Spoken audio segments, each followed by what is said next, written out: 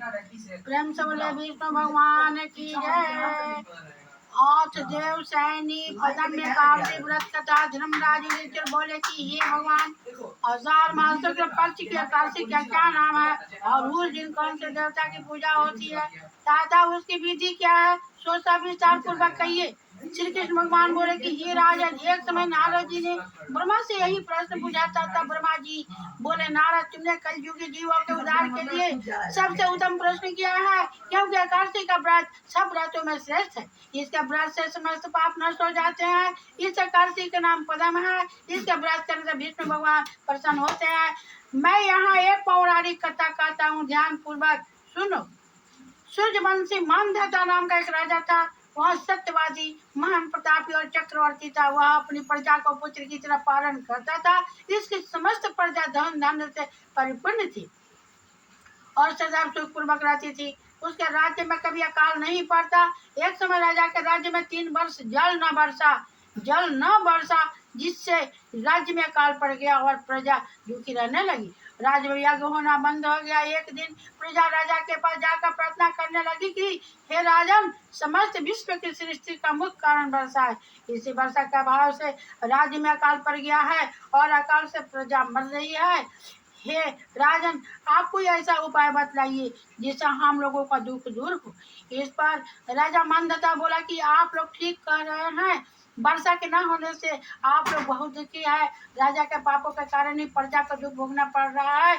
मैं बहुत सोच विचार कर रहा हूँ, फिर मुझे अपना कोई दोष नहीं दिखाई दे रहा है। आप लोगों के दुख को दूर करने के लिए बहुत यत्न कर रहा हूँ। ऐसा कहकर राजा मंदता भगवान की पूजा कर कुछ मुख्य आदमियों के साथ लेकर वन को चल दिया। वहां वह ऋषियों के आश्रमों में घूमते घूमते अंत में ब्रह्मा के पुत्र अंगिरा ऋषि के आश्रम पर पहुंचा। उस स्थान पर राजा रथ से उतरा और आश्रम में आया। वहां मुनि अभी नित्य क्रम से निवृत्त हुए थे। राजा ने उनके सामने से प्रणाम किया और मुनि ने उनको आशीर्वाद दिया। फिर राजा से बोले कि हे राजन, आप कुशल पूर्वक हैं तथा आपकी प्रजा भी कुशल पूर्वक होगी। आप इस स्थान पर कैसे पधारे हैं, सो कहिए। राजा बोला कि हे महर्षि, मेरे राज्य में 3 वर्ष से वर्षा नहीं हो रही है। इससे अकाल पड़ गया है और प्रजा दुखी भोग रहे हैं। राजा के पापों के प्रभाव से ही प्रजा को कष्ट मिलता है, ऐसा शास्त्रों में लिखा है। मैं धर्मानुसार राज्य करता हूँ, फिर यह अकाल कैसे पड़ गया, इसका मुझे अभी तक पता न लग सका। अब मैं आपके पास इसी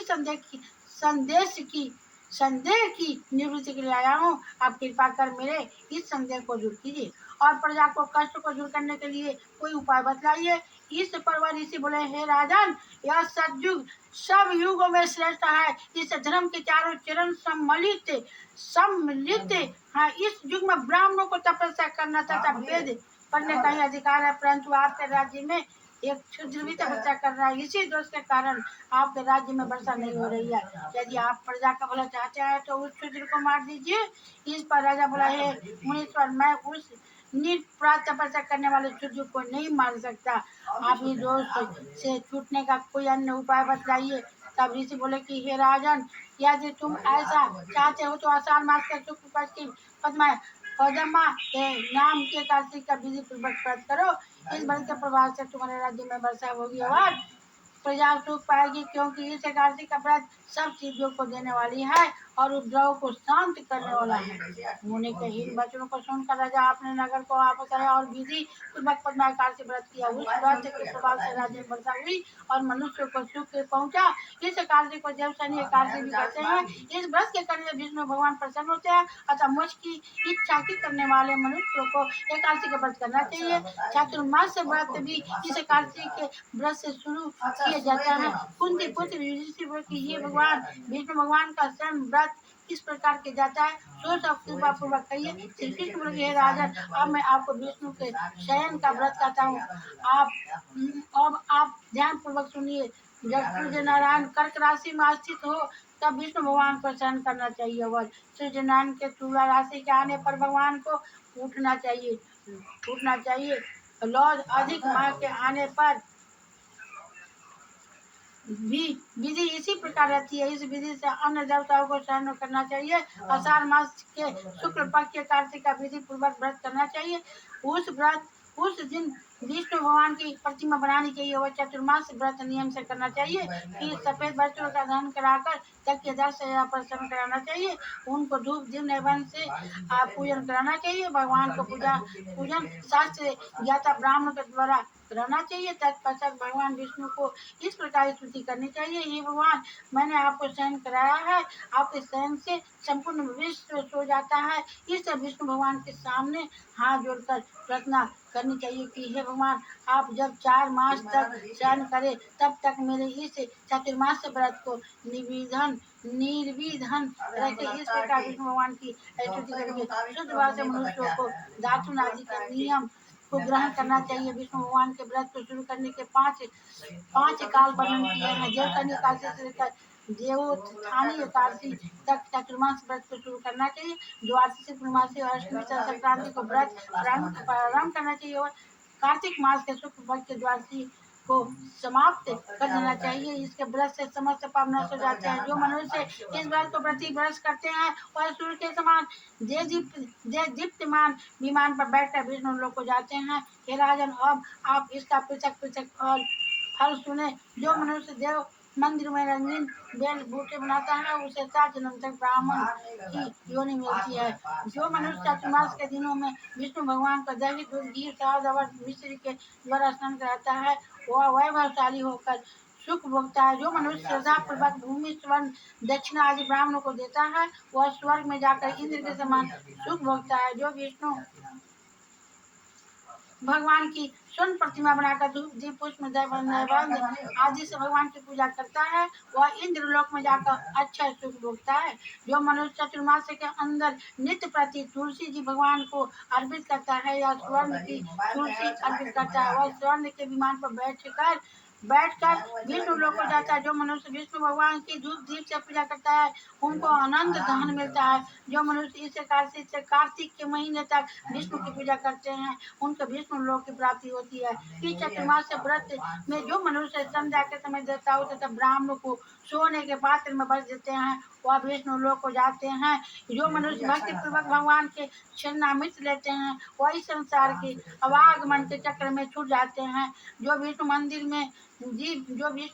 मंदिर में नित्य प्रति 108 बार गायत्री मंत्र का जप करते हैं वह पापों में लिप्त नहीं होते। जो मनुष्य पुराण तथा धर्म शास्त्र को सुनते हैं और वेद पाठी ब्राह्मण को वैश्यों का दान देते हैं वे दानी धनी ज्ञानी और कीर्तिमान होते हैं। जो मनुष्य भगवान या शिव जी का स्मरण करता है और अंत में उनकी प्रतिमा दान करते हैं वह पापों से रहित होकर गुणवान बनते हैं। जो मनुष्य सूर्य नारायण को अर्घ्य देते हैं और समाप्ति में गौ दान करते हैं उनको पूरी आयु को स्वस्थ देह प्राप्त होती है तथा कीर्ति धन और बल पाते हैं। चतुर्मास में जो मनुष्य गायत्री मंत्र द्वारा तिल से होम करते हैं और चतुर्मास समाप्त हो जाने पर तिल का दान करते हैं उसके समस्त पाप नष्ट हो जाते हैं और निरोग शरीर मिलता है तथा सुपात्र संतान होती है। जो मनुष्य चतुर्मास व्रत में अन्न से होम करते हैं और समाप्त हो जाने पर घी घड़ा और वस्त्रों को दान करते हैं वह ऐश्वर्यशाली होते हैं। जो मनुष्य तुलसी जी को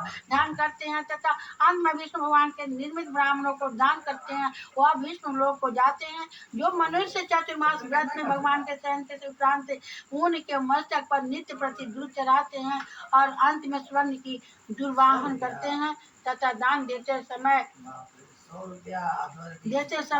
इस प्रकार की स्तुति करते हैं कि हे दुर्वे, जिस भांति इस पृथ्वी पर सखाओं सहित फैली हुई हो उसी प्रकार मुझे भी अजर अमर संतान दो। ऐसा करने वाले मनुष्य के सब पाप छूट जाते हैं और अंत में स्वर्ण को जाते हैं। जो शिव जी या विष्णु भगवान के देवालय में गान करते हैं उन्हें रात्रि जागरण का फल मिलता है। जो मनुष्य चातुर्मास व्रत करते हैं उनको उत्तम ध्वनि वाला घंटा दान करना चाहिए। इस प्रकार स्तुति करनी चाहिए। हे भगवान, हे जगतपति, आप पापों का नाश करने वाले हैं। आप मेरे योग्य कार्यों को न करने योग्य कार्यों को करने से जो पाप उत्पन्न हुए हैं उनको नष्ट कीजिए। चातुर्मास व्रत के अंदर जो नित्य प्रति ब्राह्मणों का चरणामृत पान करते हैं वे समस्त पापों तथा दुखों से छूट जाते हैं और वे आयुवान लक्ष्मीवान होते हैं।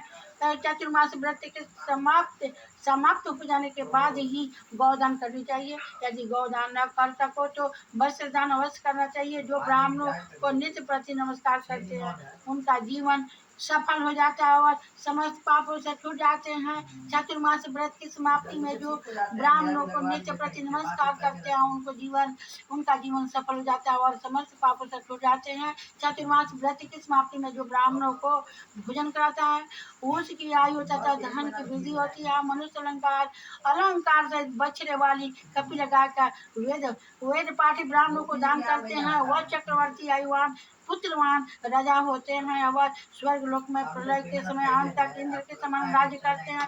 जो मनुष्य सूर्य भगवान तथा गणेश जी को नित्य नमस्कार करते हैं उनकी आयु तथा लक्ष्मी बढ़ती है और यदि गणेश जी प्रसन्न हो जाए तो मनवांछित फल पाते हैं। गणेश जी और सूर्य की प्रतिमा ब्राह्मणों को देने से सब काम की सिद्धि होती है। जो मनुष्य दोनों ऋतुओं में महादेव जी की प्रसन्नता के लिए तिल और वस्त्रों के साथ तांबे का पात्र दान करते हैं उनके यहाँ स्वस्थ सुंदर शिव भक्त संतान उत्पन्न होती है। चातुर्मास व्रत की समाप्ति कर चांदी पात्र या तंबा पात्र गुड़ और तिल के साथ दान करना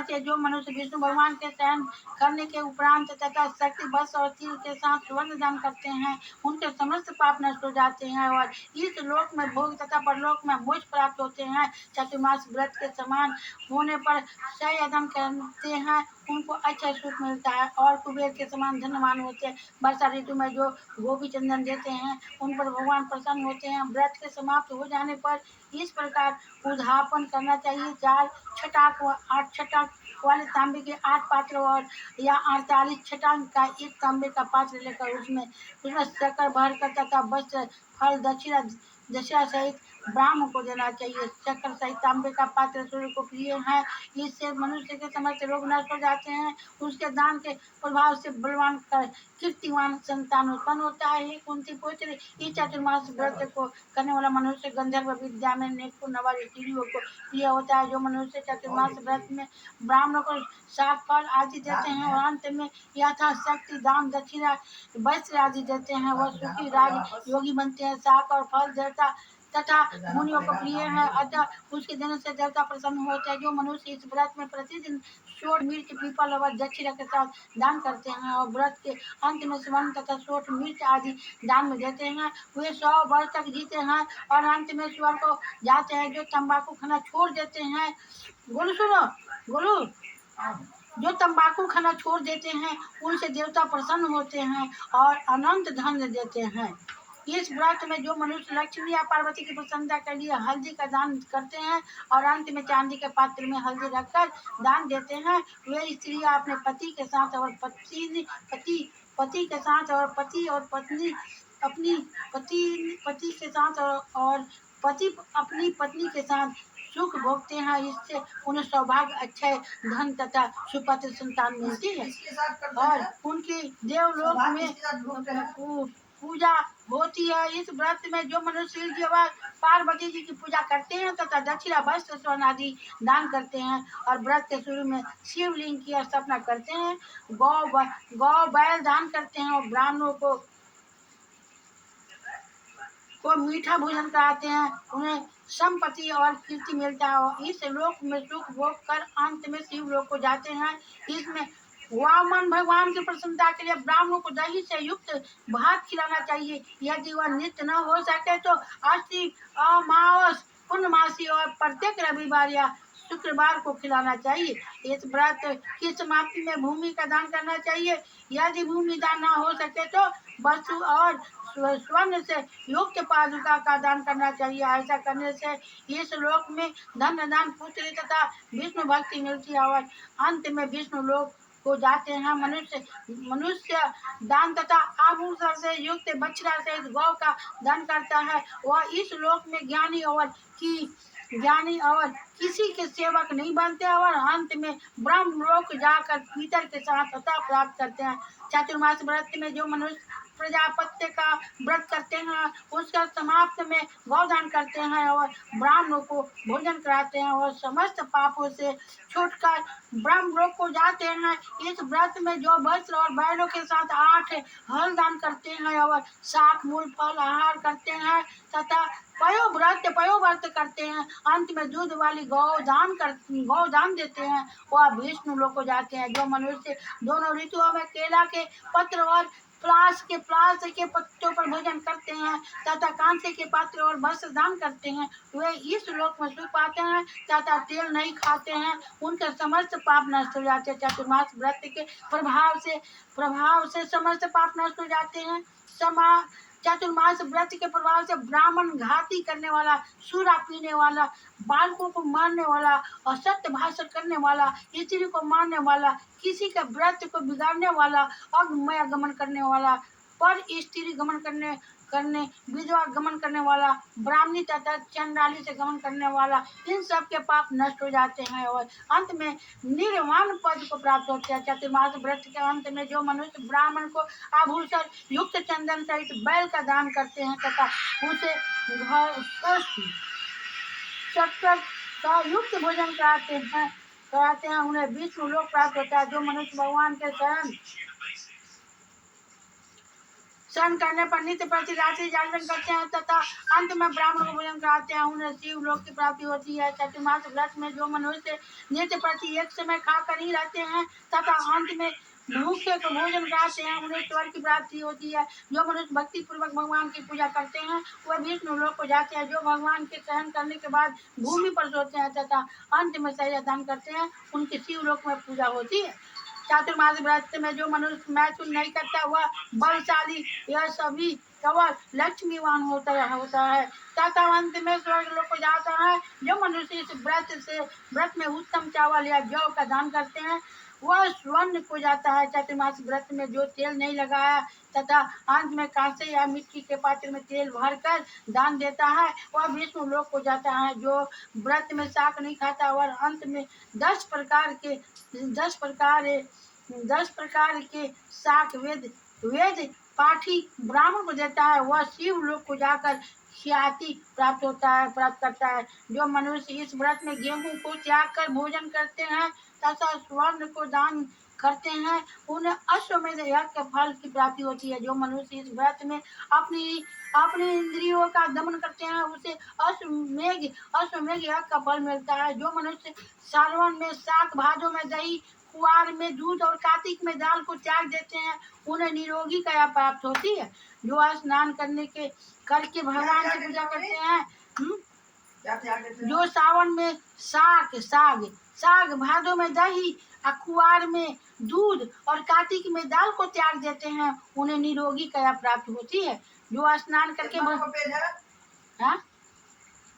ज्यादा बाद में बताएंगे। भगवान की पूजा करते हैं, जो स्नान करके भगवान की पूजा करते हैं वह हरि लोक को जाते हैं।